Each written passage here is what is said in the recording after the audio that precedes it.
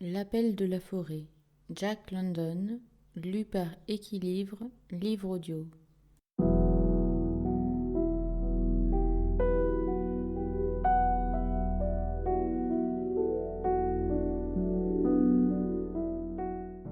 « 5. Amitié. Au mois de décembre précédent, John Thornton, ayant eu les pieds gelés, s'était vu forcé de demeurer au camp, attendant sa guérison, tandis que ses camarades remontaient le fleuve afin de construire un radeau chargé de bois à destination de Dawson. Il boitait encore un peu, mais le temps chaud fit disparaître cette légère infirmité, tandis que Buck, mollement étendu au soleil, retrouvait par degrés sa force perdue en écoutant l'eau couler, les oiseaux jaser et tous les bruits harmonieux du printemps, accompagnés du murmure profond de la forêt séculaire qui bornait l'horizon au loin. Un peu de repos est chose légitime après un voyage de 3000 lieues, et il faut confesser que notre chien s'adonna pleinement aux douceurs de la paresse pendant ce temps de convalescence. D'ailleurs, autour de lui, chacun en faisait autant. John Thornton flânait, Skit et Nig flânaient, en attendant que sonna l'heure de donner un coup de collier. Skit était une petite chienne setter irlandaise qui dès le début avait marqué beaucoup d'amitié à Buck, trop malade alors pour se formaliser de la familiarité de ses avances. Elle avait ce goût de soigner, propre à certains chiens, et tout de suite, comme une mère chatte lèche ses petits, elle se mit à lécher et à panser assidûment les plaies du pauvre Buck. Tous les matins, aussitôt qu'il avait déjeuné, elle se mettait à sa tâche d'infirmière. Et tel fut le succès de ses soins que Buck en vint rapidement à les priser autant que ceux de Thornton lui-même. Nig, également amical, quoique plus réservé, était un grand chien noir, moitié limier, moitié braque, avec les yeux rieurs et la plus heureuse humeur qui pût se voir. Ces animaux, qui semblaient participer en quelque sorte de la bonté d'âme de leur maître, ne montrèrent aucune jalousie du nouveau venu, ce qui surprit Buck considérablement. Aussitôt qu'il fut en état de se mouvoir, ils le caressèrent, l'entraînèrent dans toutes sortes de jeux, lui firent ensuite mine si hospitalière qu'il lui fallut être bien ingrat pour ne pas se sentir touché d'un si généreux accueil. Et Buck, qui n'était point d'une nature basse, leur rendit large mesure d'amitié et de bons procédés. Cette heureuse période de paix fut pour lui comme une renaissance, l'entrée dans une autre vie. Mais la bonne camaraderie, les jeux, la fraîche brise printanière, le sentiment délicieux de la convalescence, tout cela n'était rien auprès du sentiment nouveau qui le dominait. Pour la première fois, un amour vrai, profond, passionné s'épanouissait en lui. Là-bas, dans le home luxueux de Santa Clara, Buck avait certes donné et reçu des témoignages d'affection. Qu'il accompagna solennellement le juge Miller en ses promenades, qu'il exerça avec ses fils à la course ou à la chasse, ou qu'il veilla jalousement sur les tout-petits, il s'était fait partout, entre eux et lui, un échange d'estime solide et d'excellents procédés. Mais qu'il y avait loin de ces sentiments paisibles à la passion qui l'animait aujourd'hui. L'amour flambait en lui, ardent et fiévreux, l'amour profond, puissant, exclusif, cet admirable attachement du chien pour l'homme, qui a été tant de fois célébré et que jamais on n'admirera assez.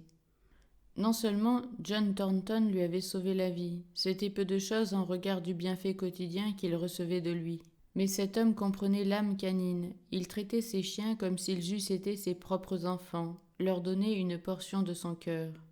Jamais il n'oubliait de les saluer du bonjour amical ou du mot affectueux qu'il prise si fort. Il jouait, s'entretenait avec eux comme avec des égaux, et Buck, tout spécialement, sentait le prix d'une pareille faveur. Thornton avait une manière à lui de lui prendre les joues à deux mains et de lui secouer la tête rudement, en faisant pleuvoir sur lui, par manière de flatterie, une avalanche d'épithètes injurieuses, qui plongeait le bon chien dans un délire de joie et d'orgueil. Au son de ces jurons affectueux, au milieu de ce rude embrassement, Buck nageait en plein bonheur. Et lorsque, revenu de son extase, il bondissait autour du maître adoré, l'œil éloquent, les lèvres rieuses, la gorge vibrante de son inarticulé mais si expressif, John Thornton, pénétré d'admiration, murmurait la phrase 100 fois redite. Il ne lui manque que la parole. Parfois, l'amour l'emportant au-delà des bornes, Buck happait la main de son maître, la serrait passionnément entre ses dents.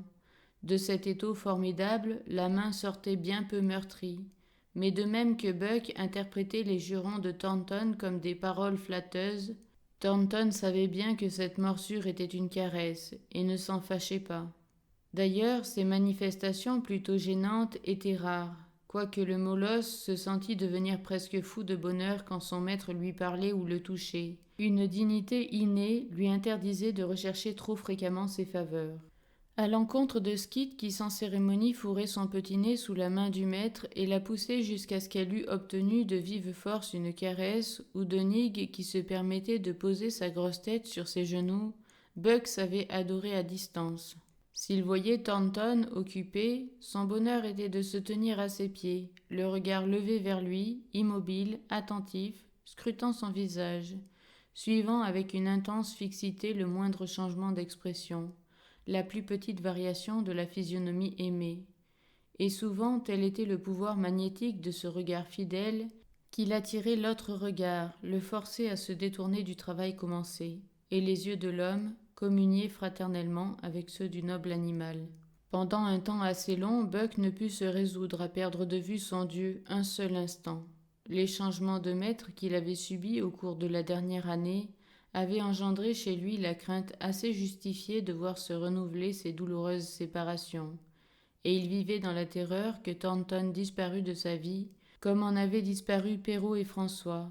Hanté de cette appréhension, il le suivait constamment de l'œil, tendait l'oreille avec anxiété s'il venait à s'écarter, et parfois la nuit se glissait jusqu'au bord de la tente pour écouter sa respiration.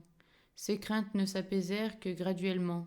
Mais en dépit de cette noble passion qui semblait attester chez Buck un retour aux influences civilisatrices, le fauve réveillé au contact de son entourage barbare grandissait au fond de lui, la bête féroce devenait prépondérante.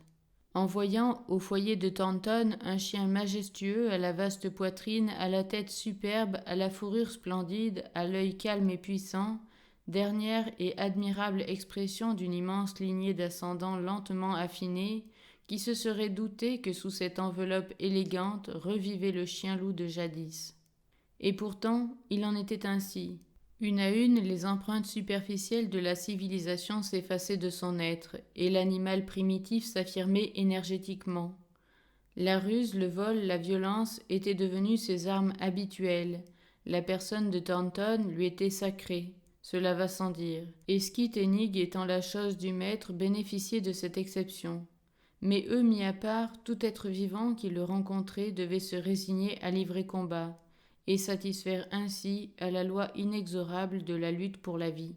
Une fois affranchi de la terreur de perdre son maître, il se mit à errer au hasard, en de longues courses, et dès lors son existence devint une bataille ininterrompue. Tous les jours, il revenait chargé de blessures, aucun ennemi ne lui paraissait trop redoutable, ni la taille ni le nombre ne l'arrêtaient. Et il se montrait sans merci, comme sans peur. Il fallait tuer ou être tué, manger ou être mangé. C'était la loi primitive, et à cet ordre sorti des entrailles du temps, Buck obéissait.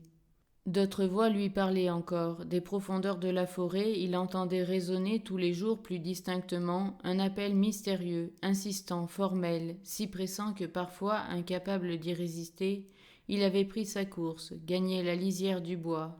Mais là où finissaient les vestiges de vie, près de fouler la terre vierge, un sentiment plus puissant encore que cet appel, l'amour pour son maître, arrêtait sa course impétueuse, le forçait à retourner sur ses pas, à venir reprendre sa place parmi les humains. Hans et Peter, les deux associés de Thornton, étaient enfin revenus avec leur radeau et vivaient aujourd'hui en bons termes avec Buck, mais l'entrée en matière n'avait pas été chose facile. Le chien s'était d'abord jalousement refusé à leur laisser prendre place au foyer, et lorsque les patientes explications du maître lui eurent fait comprendre qu'ils étaient de la famille, il les toléra, daigna accepter leur avance, mais sans leur accorder jamais la moindre parcelle de l'affection profonde qu'il avait vouée à Thornton. Seul Thornton obtenait de lui obéissance, et il n'était pas de limite à ce qu'il pouvait exiger de lui. Un jour de halte, ayant abandonné le camp, on remontait aux sources de Tanana. Les trois chercheurs d'or étaient arrêtés sur la crête d'une falaise abrupte qui surplombe le fleuve d'une hauteur de 300 pieds. Buck reposait comme d'habitude aux côtés de son maître, guettant son regard, attendant un ordre, un signe, image éloquente de la fidélité canine. Les yeux de l'homme tombèrent sur lui tendrement, puis soudain une idée bizarre, comme un besoin de vantardise, un désir d'étonner ses camarades, de leur montrer toute l'étendue de son pouvoir, s'empara de l'âme habituellement placide et réservée de Thornton. « Vous allez voir. Saute, Buck, dit-il en étendant le bras sur le gouffre béant. À peine avait-il parlé que sans une hésitation, sans un retard, le chien prit son élan vers l'abîme, tandis que l'homme, mesurant en un clin d'œil sa folie, se jetait à son secours au risque de périr 1000 fois, et que les deux camarades, se précipitant à leur tour, avaient fort à faire pour les arracher tous les deux à la mort. « Il ne faudrait pas recommencer cette plaisanterie tous les jours, remarqua Hans, le silencieux, lorsque tous eurent repris haleine. Non, dit laconiquement Thornton, partagé entre la honte d'avoir cédé à un mouvement de si cruelle vanité et l'orgueil bien légitime que lui inspirait l'attitude de son chien. Je ne voudrais pas être dans les souliers de l'homme qui vous attaquerait, lui présent, ajouta Peter après un temps. On ne risque rien de parier que celui-là passerait un mauvais quart d'heure.